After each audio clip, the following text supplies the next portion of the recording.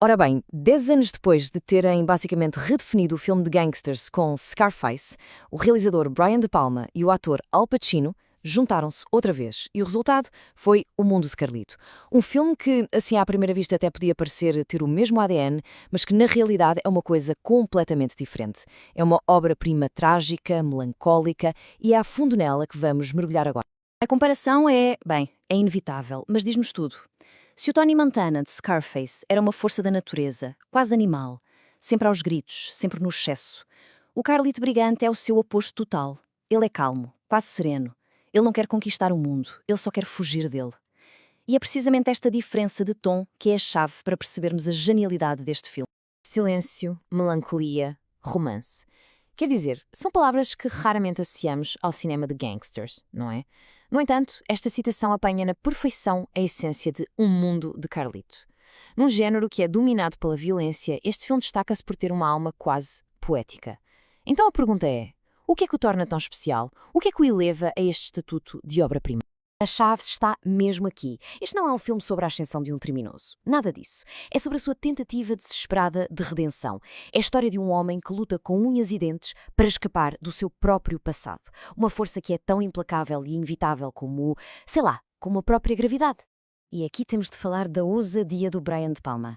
É uma jogada de mestre. Ao mostrar-nos o final logo no início, ele transforma o filme inteiro numa espécie de memória, um flashback trágico. E o mais interessante é que saber o fim não estraga o suspense. Pelo contrário, só intensifica a nossa angústia ao ver o Carlito a lutar contra um destino que nós já sabemos que está traçado.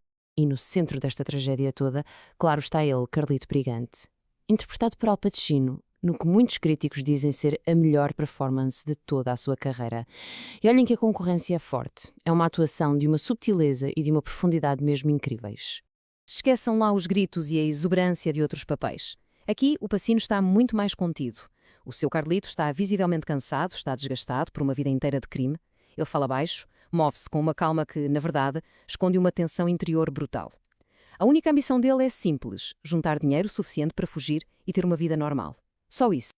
Olhem, esta descrição não podia ser mais perfeita. Pacino deixa de lado a exuberância que lhe deu tantos prémios e constrói a personagem de dentro para fora. É tudo sobre uma energia interior intensa. Cada olhar, cada pequena hesitação, tudo transmite o peso de um homem que sonha com um futuro que, lá no fundo, ele sente que talvez nunca consiga alcançar. Mas claro, ninguém se reforma do mundo do crime assim tão facilmente. O passado volta sempre. Volta na forma de velhos hábitos, de novos criminosos cheios de ambição e, acima de tudo, na figura do seu advogado, o David Kleinfeld.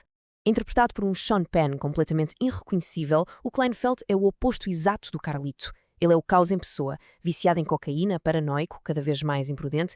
Ele é a personificação de tudo aquilo que o Carlito está desesperadamente a tentar deixar para trás. Ele não é só um problema, ele é uma autêntica bomba-relógio. Um tour de força virtuoso da podridão moral. Foi mesmo assim que os críticos descreveram a transformação do Sean Penn. Com aquele cabelo ralo, os tiques nervosos, ele cria uma personagem que é, ao mesmo tempo, repulsiva e fascinante. É o catalisador perfeito para a queda inevitável do Carlito. Ok, então temos estas duas interpretações absolutamente extraordinárias. Mas quem é que está a orquestrar isto tudo? Quem é o maestro por trás da câmara? É o Brian De Palma. E ele não se limita a filmar uma história de crime, não.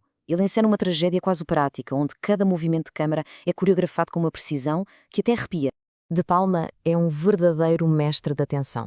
A câmara dele parece que flutua, que persegue as personagens e cria uma sensação constante de que algo de terrível está prestes a acontecer.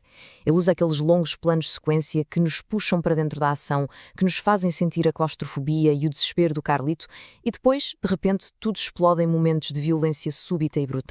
E o virtuosismo dele atinge o auge em cenas de ação que se tornaram icónicas. O tiroteio no salão de bilhar é uma aula de como criar suspense. A fuga de Rikers Island é uma demonstração de pura técnica de cinema. Mas acreditem, nada nos prepara para a sequência final. Os últimos 15 minutos do filme são uma aula de cinema. A perseguição na estação de Grand Central não é só a ação, é a história toda do filme condensada. Vemos um homem a correr, literalmente, contra o seu próprio destino, numa sequência de cortar a respiração, cheia de quase acidentes, até culminar num confronto que sabemos ser inevitável e trágico. Portanto, é a junção disto tudo que leva o mundo de Carlito a um estatuto de obra-prima. Isto não é só mais um filme de gangsters, é uma obra de arte complexa e, acima de tudo, profundamente comovente. A questão final é mesmo esta. No meio de tantos clássicos do género, o que é que põe este filme num patamar diferente? Bem, a resposta está na forma como a personagem, a performance e a direção se unem para criar algo com uma ressonância emocional que é simplesmente única. Vejamos, o filme funciona como um estudo de personagem que nos toca fundo e está ancorado por uma atuação do Pacino que é ao mesmo tempo contida e super poderosa. E tudo isto é elevado pela direção virtuosa do De Palma, que dá à história um tom melancólico, fatalista, e o resultado é uma profundidade emocional que poucos filmes do género conseguem sequer alcançar. No fim de contas, o que o define é isto. A maior parte dos filmes de gangster celebra a ascensão e depois glorifica a queda. O mundo de Carlito foca-se numa coisa muito mais universal e, sejamos honestos, muito mais dolorosa. A dificuldade, ou mesmo a impossibilidade de escapar àquilo que somos, à identidade que foi forjada no fogo do nosso passado. E se calhar esta é mesmo a melhor forma de resumir o filme. É na sua quietude, na sua melancolia, que está a sua força imensa. Não precisa de gritar para ser ouvido.